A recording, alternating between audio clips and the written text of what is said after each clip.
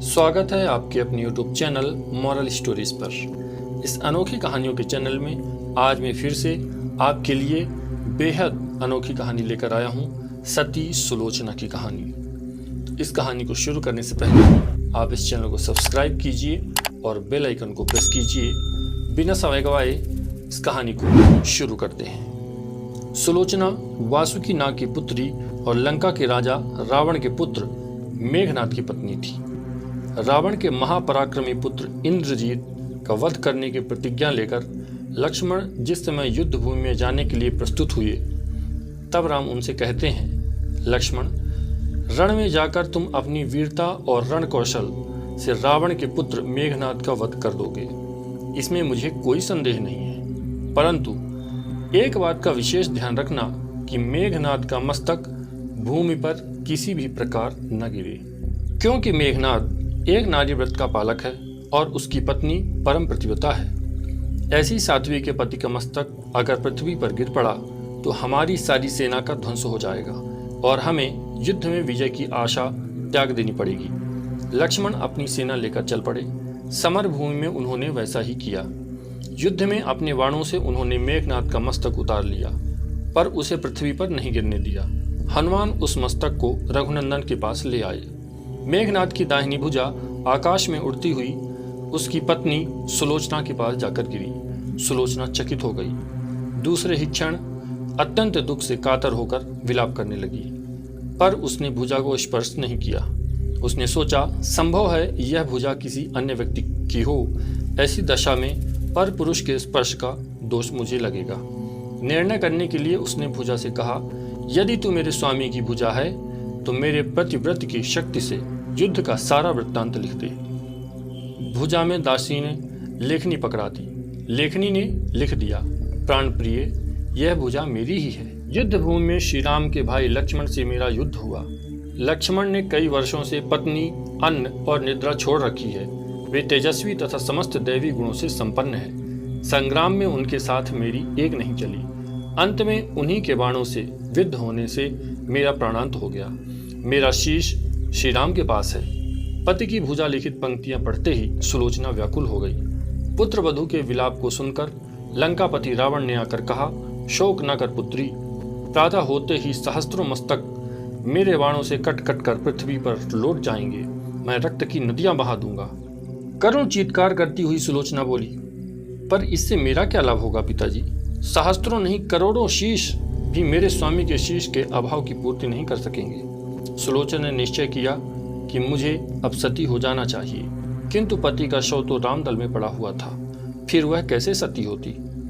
जब अपने ससुर रावण से उसने अपना अभिप्राय कहकर अपने पति का शव मंगवाने के लिए कहा, तब रावण ने उत्तर दिया, देवी, तुम स्वयं ही रामदल में जाकर अपने पति का शव प्राप्त करो। जिस समाज में बाल ब्रह्मचारी हनुमान, परम जितेंद्रिय लक्ष्मण तथा एक पत्नी व्रती भगवान श्री राम विद्यमान है, उस समाज में तुम्हें जाने से डरना नहीं चाहिए। मुझे विश्वास है कि इन स्तुत महापुरुषों के द्वारा तुम निराश नहीं लौटाई जाओगी। सुलोचना के आने का समाचार सुनते ही श्री राम खड़े हो गए और स्वयं चलकर सुलोचना के पास आए और बोले, देवी, तुम्हारे पति विश्व के अन्यतम योद्धा और पराक्रमी थे। उनमें बहुत ही सद्गुण थे, किंतु विधि की लिखी को कौन बदल सकता है? आज तुम्हें इस तरह देखकर मेरे मन में पीड़ा हो रही है। सुलोचना भगवान की स्तुति करने लगी। श्री राम ने उसे बीच में ही टोकते हुए कहा, देवी, मुझे लज्जित न करो। पतिव्रता की महिमा अपार है, उसकी शक्ति की तुलना नहीं है। मैं जानता हूँ कि तुम परम सती हो। तुम्हारे सतीत्व से तो विश्व भी थर्राता है। अपने स्वयं यहाँ आने का कारण बताओ कि मैं तुम्हारी किस प्रकार सहायता कर सकता हूँ। सुलोचना ने अश्रुपूरित नयनों से प्रभु की ओर देखा और बोली, राघवेंद्र, मैं सती होने के लिए अपने पति का मस्तक लेने के लिए यहाँ पर आई हूँ। श्री राम ने शीघ्र ही ससम्मान मेघनाद का शीश मंगवाया और सुलोचना को दे दिया। पति का छिन्न शीश देखते ही सुलोचना का हृदय अत्यधिक द्रवित हो गया। उसकी आंखें बड़े जोरों से बरसने लगी। रोते रोते उसने पास खड़े लक्ष्मण की ओर देखा और कहा, सुमित्रा नंदन, तुम भूल कर भी गर्व मत करना कि मेघनाद का वध मैंने किया है। मेघनाद को धराशायी करने की शक्ति विश्व में किसी के पास नहीं थी। यह तो 2 पतिव्रता नारियों का भाग्य था। आपकी पत्नी भी पतिव्रता हैं और मैं भी पति चरणों में अनुरक्ति रखने वाली उनकी अनन्य उपासिका हूँ। पर मेरे पतिदेव पतिव्रता नारी का अपहरण करने वाले पिता का अन्न खाते थे और उन्हीं के लिए युद्ध में उतरे थे। इसी से मेरे जीवन धन पर लोग सिधारे। सभी योद्धा सुलोचना को राम शिविर में देखकर चकित थे। वे यह नहीं समझ पा रहे थे कि सुलोचना को यह कैसे पता चला कि उनके पति का शीश भगवान राम के पास है।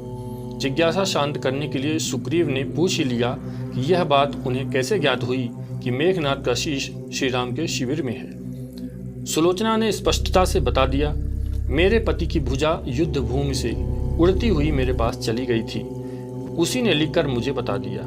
व्यंग भरे शब्दों में सुग्रीव बोल उठे, निष्प्राण भुजा यदि लिख सकती है फिर तो यह कटा हुआ सिर भी हंस सकता है। श्री राम ने कहा, व्यर्थ बातें मत करो मित्र, पतिव्रता के महामतय को तुम नहीं जानते। यदि वह चाहे तो यह कटा हुआ सिर भी हंस सकता है। श्री राम की मुख कृति देखकर सुलोचना उनके भावों को समझ गई। उसने कहा, यदि मैं मन, वचन और कर्म से पति को देवता मानती हूँ तो मेरे पति का यह निर्जीव मस्तक हंस उठे। सुलोचना की बात पूरी भी नहीं हुई थी कि कटा हुआ मस्तक जोरों से हंसने लगा। यह देखकर सभी दंग रह गए। सभी ने पतिव्रता सुलोचना को प्रणाम किया।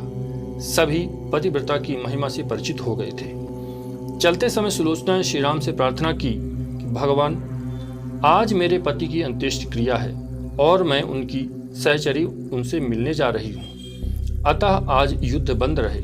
श्री राम ने सुलोचना की प्रार्थना स्वीकार कर ली।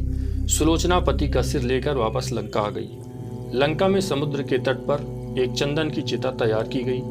पति का शीश गोद में लेकर सुलोचना चिता पर बैठी और धधकती हुई अग्नि में कुछ ही क्षणों में सती हो गई। दोस्तों, यह कहानी कैसी लगी मुझे कमेंट के माध्यम से जरूर बताइए। अच्छी लगी हो तो एक लाइक कर दीजिए तथा इस कहानी को ज़्यादा से ज़्यादा दोस्तों के साथ शेयर कीजिए। ऐसी ही कथा कहानियाँ और रामायण की और रोचक जानकारियों के लिए इस चैनल को सब्सक्राइब कीजिए और बेल आइकन को प्रेस कीजिए। ऐसी ही विलक्षण कहानियाँ इस चैनल के माध्यम से आती हैं। धन्यवाद।